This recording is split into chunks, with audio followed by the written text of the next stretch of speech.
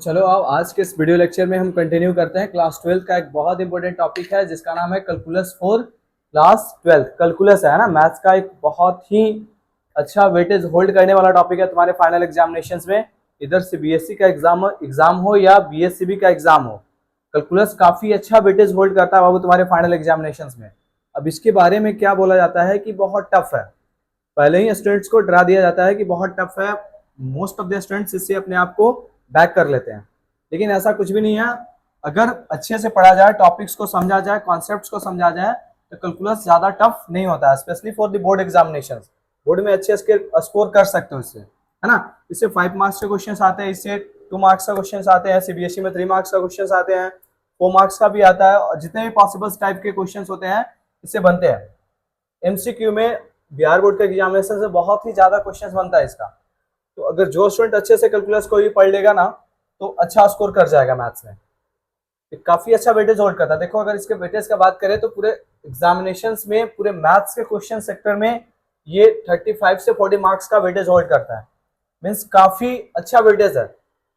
अगर सपोज करो तो 40 से 45% का वेटेज ये अकेले पूरे मैथ्स में होल्ड करता है एग्जामिनेशंस में, है ना, बोर्ड के एग्जामिनेशंस में। अब डरना नहीं है, बिल्कुल ही आसान चीज है कैलकुलस। पहले तो हम लोग को सीखना क्या है कि क्या क्या इसके अंदर कवर करना है टॉपिक्स, है ना। तो 1 बाय 1 सीरीज हम लाते रहेंगे, सारे टॉपिक्स जितने भी यहाँ पे टॉपिक लिस्ट आउट किया हुआ है सारा हम लोग डिस्कस करते चलेंगे, और इतना ही इनफ है तुम्हारे बोर्ड एग्जामिनेशन के लिए। I am specially talking about the board examination for CBSE and Bihar board examination. जो स्टेट एग्जामिनेशन होते हैं उसके लिए इतना सारा टॉपिक्स तुम्हारे लिए काफी इनफ है ना। तो 1 बाय 1 हम सीरीज लाएंगे। सीरीज 1 आज स्टार्ट कर रहे हैं कैलकुलस का। उसके अंदर हम लोग डिस्कस कर रहे हैं क्या क्या टॉपिक्स है। देखो टॉपिक्स को लिस्ट आउट किया है यहाँ पे, टॉपिक्स टू बी कवर्ड। बेटे समझ लिए तुमने, टॉपिक्स के बारे में समझो। Topics to be covered, first topic है तुम्हारा फंक्शन एंड इट्स टाइप। सबसे पहले हम लोग समझेंगे कि फंक्शन क्या होता है और उसके कितने क्लासिफिकेशंस होते हैं। मतलब main point is what is the functions. First point तुम्हें अंडरस्टैंड करना है कि फंक्शन क्या होता है, उसके कितने क्लासिफिकेशंस होते हैं। Next we will study about the range, domain and codomain of function. जैसे ही हमने फंक्शन समझ गया, अब उसके बाद नेक्स्ट जो टॉपिक होता है कैलकुलस का, उसके अंदर हम लोग फंक्शन का डोमेन, रेंज और कोडोमेन पढ़ेंगे। ये 3 पॉइंट भी बहुत कंफ्यूजिंग पॉइंट होता है। Most of the students range और कोडोमेन और डोमेन को जानते नहीं है, समझ नहीं पाते हैं। तो वो सब सारे पॉइंट्स को हम यहाँ पे 1 बाय 1 डिस्कस करते चलेंगे। डिफरेंशिएबिलिटी, ये भी बहुत इंपॉर्टेंट टॉपिक है, इससे बोर्ड एग्जामिनेशन क्वेश्चन जरूर देखने को मिलेगा तुम्हें, है ना। कंटिन्यूटी डिफरेंशिएबिलिटी के बाद हम लोग डिस्कस करेंगे डिफरेंशिएशंस। डिफरेंशिएशंस को बाबू डेरिवेटिव भी बोला जाता है। क्या बोलते हैं? डेरिवेटिव्स।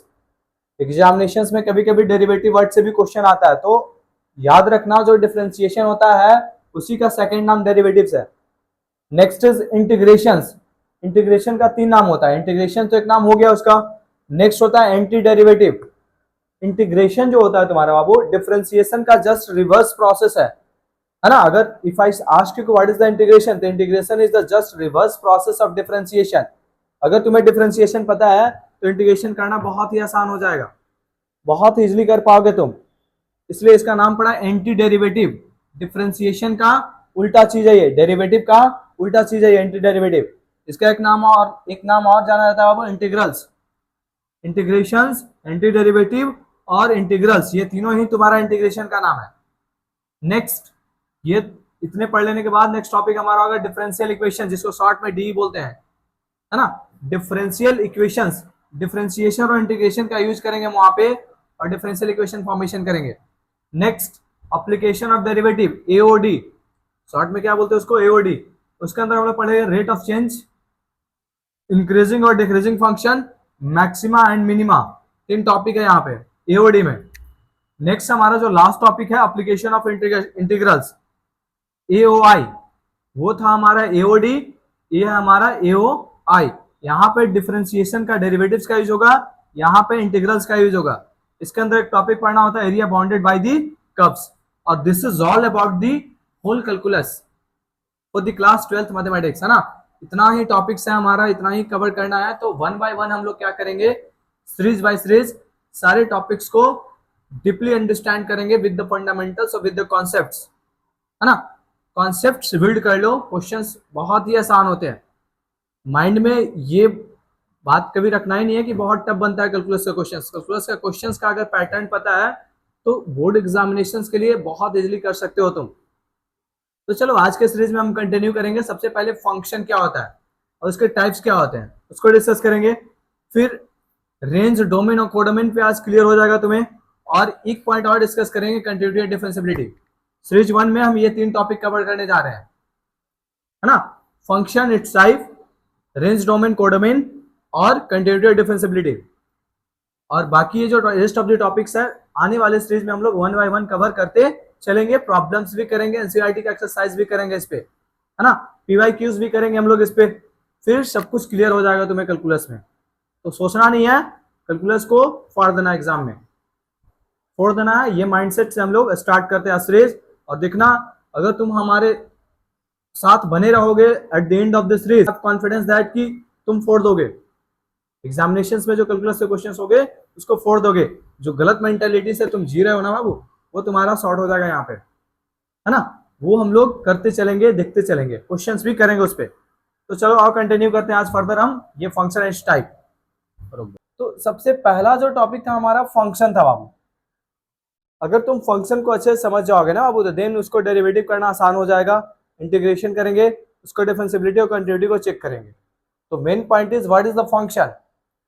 तो देखो, फंक्शन का डेफिनेशन होता है, function is a rule that produces unique output for each input.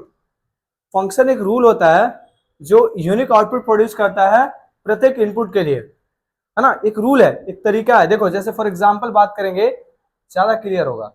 Suppose I have taken an example as y is equal to 2x plus 3। हमने एक एग्जांपल लिया है y is equal to 2x plus 3, है ना। अब इसमें क्या है कि अगर हम x का वैल्यू चेंज करते रहेंगे, अगर x को हम इनपुट मान रहे हैं, y मेरा उसके करस्पॉन्डिंग आउटपुट मिलेगा। तो अगर सपोज करो x का वैल्यू मान ले रहे हो, तो उसके करस्पॉन्डिंग y का वैल्यू कितना आएगा, 2 इंटू 1 प्लस 3 विच इज 5। अगर हम इस रूल में, इस फंक्शन में x के जगह पे 1 पुट कर रहे हैं, तो उसके करस्पॉन्डिंग y हमें मिल रहा है 5। तो x इज इनपुट और y इज आउटपुट। अगर x का वैल्यू तुम -1 पुट करके देखो, तो उसके करस्पॉन्डिंग आउटपुट क्या मिलेगा, 2 into -1 plus 3 which is -2 plus 3 which is equal to +1 होगा ये। मतलब -1 के करस्पॉन्डिंग हमको +1 आ रहा है। इस तरह से फर्दर अगर हम नेक्स्ट और भी इनपुट देंगे तो डिफरेंट डिफरेंट आउटपुट्स हमें मिलता रहेगा। जैसे एक एग्जांपल और कर लेते हैं। जैसे x इज इक्वल टू हमने माना 2 दिया इसमें, तो y का उसका वैल्यू करस्पॉन्डिंग कितना आएगा, 2 इंटू 2 प्लस 3, तो y का वैल्यू आ रहा है बाबू 4 प्लस 3 विच इज 7। मतलब 2 का करस्पॉन्डिंग हमें 7 मिला है। जैसे जैसे हम लोग इनपुट चेंज कर रहे हैं, उसके करस्पॉन्डिंग हमें डिफरेंट डिफरेंट आउटपुट्स मिल रहा है। This is the actual meaning of function. Means unique x पे यूनिक आउटपुट होना चाहिए, यूनिक इनपुट पे यूनिक आउटपुट होना चाहिए, यूनिक x पे यूनिक y होना चाहिए। This is the function. चलो एक एग्जांपल और डिस्कस करने जा रहे हैं। एक डिस्कस कर रहे हैं example 2, y is equal to x square. क्या मैंने लिखा, y is equal to x square.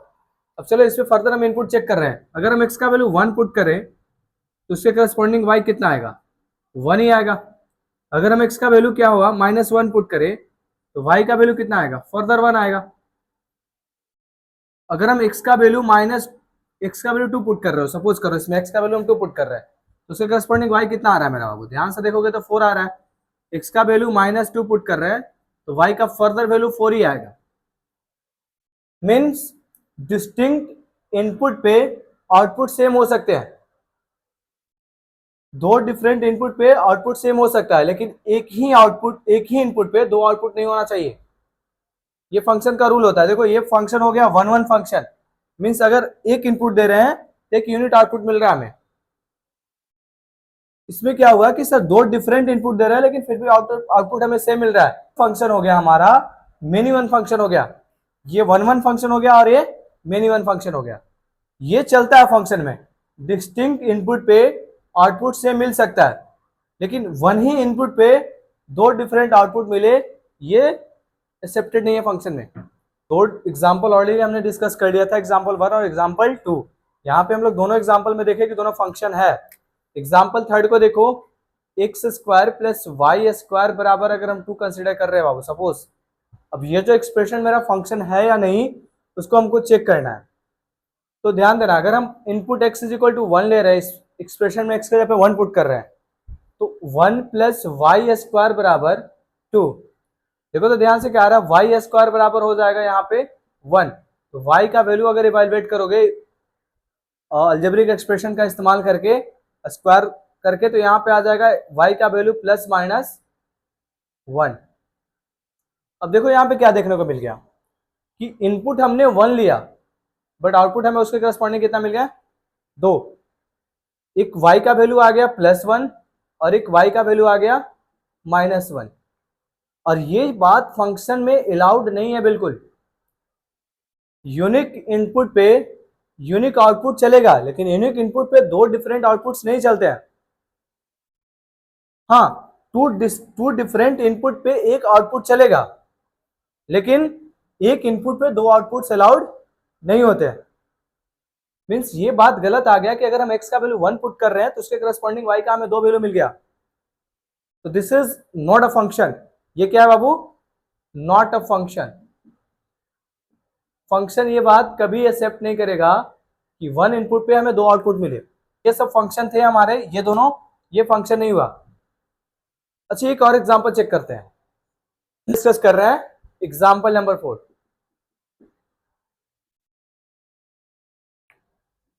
ध्यान देना बाबू, बताना ये फंक्शन है कि नहीं, इसको हमको चेक करना ये फंक्शन है मेरा या नहीं। सपोज करो मेरे पास एक एक्सप्रेशन लिखा हुआ y is equal to 3x + 4। तो यहां पे ध्यान देने वाली बात यह है कि अगर हम x का वैल्यू 1 पुट करके देखते हैं, x का वैल्यू 1 पुट करके देखते हैं, तो देखो तो इसके करस्पॉन्डिंग y का वैल्यू कितना आएगा, आउटपुट कितना आएगा, 3 + 1 which is √4 which is 2। Yes, बिल्कुल एक आउटपुट एक्सेप्टेड है बाबू। एक इनपुट पे एक आउटपुट चलेगा, लेकिन वही एक इनपुट पे 2 आउटपुट नहीं चलेगा। ये फंक्शन है बिल्कुल। अब देखो यहाँ पे एग्जाम्पल 3 और 4 हमें ये बता रहा है कि ये फंक्शन है और ये फंक्शन नहीं है। तो डिस्कस कर रहा था 4 एग्जाम्पल जो डिस्कस किए फंक्शन के बारे में, किसको फंक्शन बोलेंगे और किसको फंक्शन नहीं बोलेंगे। तो हमने वहां से फाइनल कंक्लूजन पे पहुंचा कि unique input has unique output accepted, unique input has 2 distinct output never accepted। An output may have 2 distinct input। एक आउटपुट का 2 distinct input हो सकता है, but one input can never has 2 distinct output for a function। अगर एक input पे 2 output मिल रहा है वो कभी एक्सेप्टेड नहीं है फंक्शन के लिए। दैट इज वाई यहाँ पे जो पार्ट हमारा था एग्जाम्पल 3 फंक्शन नहीं हुआ था। इनपुट x का वैल्यू 1 लिए थे तो 2 डिस्टिंक्ट आउटपुट आ रहा था, जो कि फंक्शन के रूल और रेगुलेशंस को वायलेट कर रहा था, सेटिस्फाइड नहीं कर रहा था, तो ये फंक्शन नहीं हुआ। और यहाँ पे फर्दर फंक्शन हुआ था जो एग्जांपल 4 डिस्कस किए थे। तो this is all about the function. अब थोड़ा सा मैपिंग हम लोग समझ लेते हैं फंक्शन का, कैसे मैपिंग से हम लोग समझते हैं फंक्शन को। मैपिंग में समझो बाबू, सपोज करो मेरा एक फंक्शन है if a to b defined हुआ, if such that a to b, एक फंक्शन को हम डिफाइन किए हैं, जो मेरा f है वो है a से b पे फंक्शन का डिफाइन है। तो पहले हम a लिखेंगे फिर b लिखेंगे। अब a में एलिमेंट लिया है 1 2 3, b में एलिमेंट है मेरा 2 4 6। देखो अगर हम x का वैल्यू 1 ले रहे हैं तो उसके करस्पॉन्डिंग आउटपुट हमें 2 मिल रहा है। x का वैल्यू अगर 2 ले रहे हो तो उसका करस्पॉन्डिंग आउटपुट 4 मिल रहा है। x का वैल्यू अगर 3 ले रहे हो तो उसके करस्पॉन्डिंग आउटपुट हमें 6 मिल रहा है। मींस डिफरेंट इनपुट ले रहा है तो उसके करस्पॉन्डिंग हमें डिफरेंट आउटपुट मिल रहा है। इसको हम लोग एलिमेंट बोलते हैं, इसको हम लोग इमेज बोलते हैं। इमेज हमारा आउटपुट होता है। तो डिस्टिंक्ट इनपुट पे डिस्टिंक्ट आउटपुट मिल रहा है, चलेगा, बिल्कुल फंक्शन का डेफिनेशन ये होता है। नेक्स्ट अगर मैपिंग का पॉइंट देखोगे, अगर हम इनपुट ले रहे हैं 1, आउटपुट आ रहा है 1, इनपुट ले रहे हैं -1, फर्दर आउटपुट आ रहा है मेरा 1, इनपुट ले रहे हैं 2, आउटपुट आ रहा है 4, इनपुट ले रहे हैं -2, आउटपुट आ रहा है 4, ये भी एक्सेप्टेड है। 2 डिफरेंट इनपुट पे एक आउटपुट एक्सेप्टेड होता है। उस फंक्शन को हम नाम दिए मिनिमम फंक्शन, जो अभी हम डिस्कस कर रहे थे y is equal to x square, ये मिनिमम फंक्शन है, ये 1 1 फंक्शन था, y is equal to 2x था ये। लेकिन फर्दर जब हम एग्जांपल थर्ड डिस्कस किए थे तो a और b का मैपिंग के थ्रू उसको समझो कैसे वो फंक्शन नहीं है। जब हम x का वैल्यू 1 लिए थे बाबू तो उसके करस्पॉन्डिंग y का 2 डिस्टिंक्ट वैल्यू आ गया था। मींस 1 इनपुट पे 2 डिस्टिंक्ट आउटपुट आ रहा था, 1 और -1। जो फंक्शन था मेरा एक्स स्क्वायर, जो एक्सप्रेशन था मेरा x square plus y square बराबर 2 था। अब देखो 1 इनपुट पे 2 आउटपुट, फंक्शन बोलता है ये कभी हमारे रूल रेगुलेशंस को फॉलो नहीं कर रहा है। Means this is not a function, this is a function और this is a function, this is all about the function, that's it. Next topic था हमारा, इसमें था डोमेन, कोडोमेन और रेंज। ये भी बहुत ही कंफ्यूजिंग पॉइंट है फंक्शन के बारे में, लेकिन बहुत ही आसान है अगर समझने का प्रयास करोगे तो। देखो डोमेन क्या होता है, set of value of x for which y is to be defined is called as function. वो एक्स का वैल्यू जिसपे मेरा वाई डिफाइंड हो, वाई डिफाइंड होने का मतलब क्या है, वाई का रियल वैल्यू मिले हमें, अनडिफाइंड वैल्यू ना मिले, उसी को हम लोग बोलते हैं डोमेन। डिस्कस करेंगे एग्जाम्पल के साथ, बहुत ऐसे से क्लियर होगा डोमेन और रेंज और कोडोमेन के बारे में। पहले यहाँ पे समझो फंडामेंटल्स को। कोडोमेन क्या होता है, set of all the possible outcomes that function में पॉसिबली प्रोड्यूस्ड। जितने भी पॉसिबल आउटकम्स हो सकते हैं फंक्शन पॉसिबली प्रोड्यूस कर सकते हैं, that are the codomain. Next है तुम्हारा range, the outcome that function produce within their domain is called as range. अब देखो दोनों रेंज और कोडोमेन में कॉमन पॉइंट क्या है, दोनों ही आउटकम का कलेक्शन होता है। ये भी आउटकम का कलेक्शन होता है, ये भी आउटकम का कलेक्शन होता है। तो क्या कोडोमेन और रेंज सेम हुआ? बिल्कुल भी सेम नहीं होता है बाबू। रेंज जो होता है ना, अगर समझा जाए तो रेंज जो होता है कोडोमेन का एक छोटा सा पार्ट होता है। सपोज करो ये मेरा मार्कर पूरा एक कोडोमेन है, किसी फंक्शन का कोडोमेन है, तो मार्कर का जो छोटा सा पार्ट है cap, that is the range of this codomain. Means range is a small subset, a small part of codomain. जितने भी पॉसिबल आउटकम पॉसिबल प्रोड्यूस कर सकते हैं वो कलेक्शन होता है तुम्हारा कोडोमेन। लेकिन वो आउटकम जो एग्जैक्टली गिवन इनपुट पे हमें मिले, that is the range. This is the difference between codomain and range. तो क्या कभी ऐसा कंडीशन हो सकता है कि कोडोमेन रेंज के बराबर हो? बिल्कुल। ये मार्कर का तो बराबर हमेशा होगा ना। तो कभी ऐसा भी कंडीशन हो सकता है कि पूरा कोडोमेन हमारा पूरा रेंज बन जाए, तो उस फंक्शन को हम लोग बोल देंगे, उस फंक्शन का एक नाम पड़ जाता है हमें ऑन टू फंक्शन बोलते हैं उसको। बाद में जब हम टाइप ऑफ फंक्शन डिस्कस करेंगे तो वहां पे तुम्हें क्लियर हो जाएगा ऑन टू, मिनिमम और वन वन फंक्शन, 3 प्रकार के जनरली फंक्शन होते हैं, डिस्कस करेंगे। अभी हम कंटिन्यू करते हैं कोडोमेन, डोमेन और रेंज। एक एग्जांपल समझते हैं बाबू, उसके बाद तुम्हें क्लियर हो जाएगा। देखो हम लोग कोडोमेन, डोमेन और रेंज समझने वाले हैं। यहाँ पे एक हमने फंक्शन डिस्कस किया y is equal to 2/x/3। अब सपोज करो अगर हम यहाँ पे इस पार्ट को 0 कर देंगे, x + 3 बराबर, अगर हम 0 ले रहे हैं बाबू, x बराबर क्या हो जाएगा -3। डिनोमिनेटर अगर हमारा 0 होता है किसी भी फंक्शन का, तो वो फंक्शन y डिफाइंड ही नहीं होगा, अनडिफाइंड वैल्यू आ जाएगा। मीन्स x + 3 = 0 पे मेरा y डिफाइंड नहीं होगा, बाकी x के कोई भी वैल्यू ले सकते हो। तो x का जो सेट होता है उसी को तो हम लोग डोमेन बोलते हैं बाबू। Set of value of x for which y is to be defined is called as domain. तो यहां पे हमें यह समझ में आ गया कि हम लोग क्या करेंगे कि कहां पर डिफाइंड नहीं हो रहा है उस पॉइंट को निकाल लो, और पूरे रियल नंबर के सेट से उस पॉइंट को हम लोग हटा देंगे, रिमूव कर देंगे। मीन्स यहां पे हम बोल सकते हैं कि जो डोमेन होगा वो x का वैल्यू होता है, x belongs to all real number except -3। -3 को हटा दो बाबू, बाकी x के किसी भी वैल्यू के लिए ये डिफाइंड होगा मेरा फंक्शन। तो this is the domain of this function. What is the codomain? Domain के बाद हम लोग कोडोमेन बात करेंगे। अब इसका कोडोमेन ऑल रियल नंबर होगा। क्यों? क्योंकि y पॉसिबली क्या प्रोड्यूस कर सकता है, तो सारे वैल्यू को ही प्रोड्यूस कर सकता है ना। तो यहां पे y का जो कोडोमेन होगा, y belongs to all real number होंगे। क्या रेंज भी यही होगा क्या? बिल्कुल भी रेंज ये नहीं होगा बाबू, यही तो समझना है तुम्हें। तो फिर रेंज क्या होगा सर? रेंज क्या होगा, देखो डिस्कस किया जाए इसको, तो रेंज के लिए हम इस एक्सप्रेशन को x को y के टर्म में लिख देंगे। क्या करेंगे, x को हटाओ यहां से और y के टर्म में एक्सप्रेस करो, वहां से y का वैल्यू निकाल लो। तो देखो रेंज के लिए हम क्या करते हैं, यहां पे डिस्कस कर लेता हूं। हमारा क्या पार्ट दिया हुआ है, y is equal to 2/x+3। अगर ध्यान से देखा जाए तो इसको मैं ऐसे लिख सकते हो बाबू, क्या xy+3y बराबर 2। यहां से हम लिख सकते हैं xy बराबर 2 - 3y। फिर यहां से हम लिख सकते हैं x बराबर 2 - 3y/y।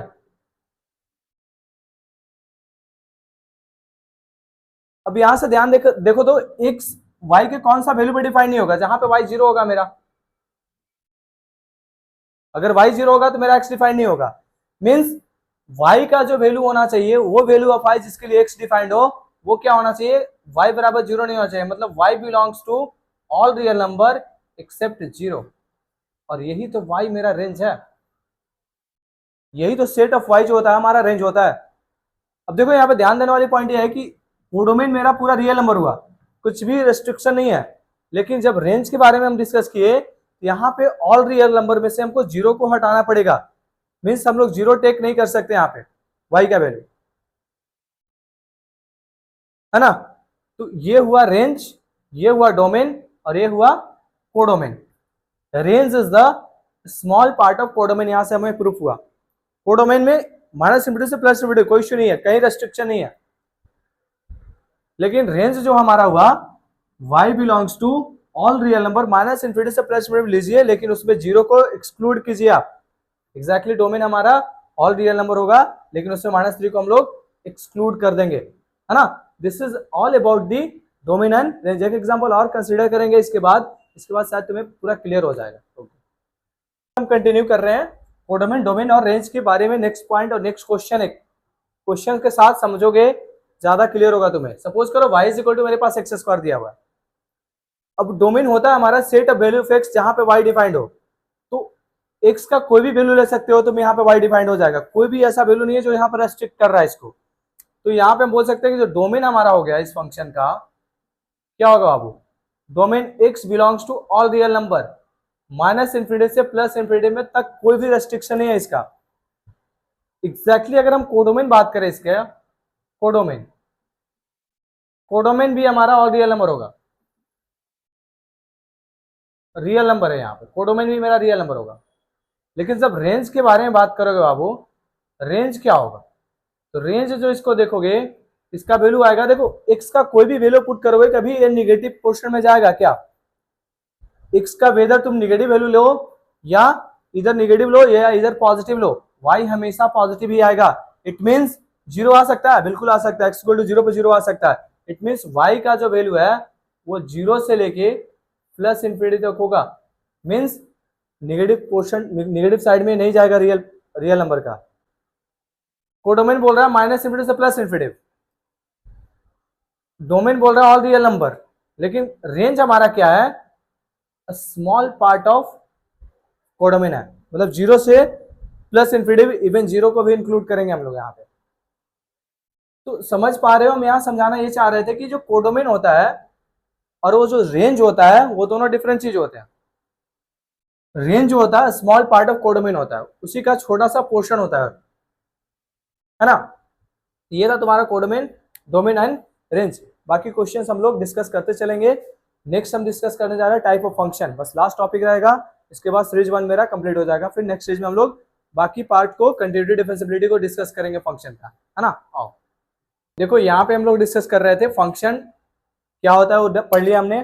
डोमेन, कोडोमेन और रेंज क्या होता है वो पढ़ लिया हमने। फिर बात करना था हमें टाइप ऑफ फंक्शन। जनरली मेरे पास 3 टाइप के फंक्शंस होते हैं बाबू, देखो 1 बाय 1 हम डिस्कस करेंगे। वन होता है 1 1 फंक्शन, 1 1 फंक्शन, नाम याद रखना, इसका फंडामेंटल याद रखना, थोड़ा बहुत अंडरस्टैंडिंग होनी चाहिए बस। Many one function, many one function, और एक होता है onto function. We have 3 function onto function.